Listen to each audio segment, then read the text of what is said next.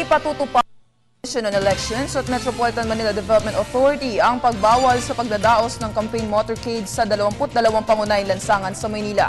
Ayon kay COMELEC Chairman Sixto Brillantes, maaaring maglabas sila ng resolusyon ngayong linggo at sisimulan na ng MMDA na ipatupad ang regulasyon bago matapos itong linggo o sa Lunes.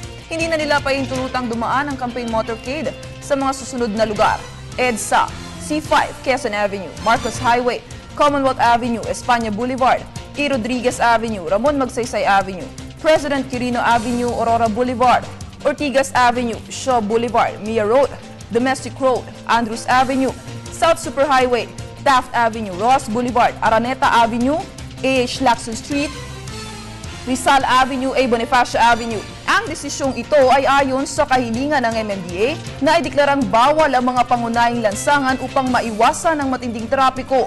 Hihintayin na lamang ang tugon ng mga commissioner na nasa labas pa ng bansa bago maipalabas ang resolusyon.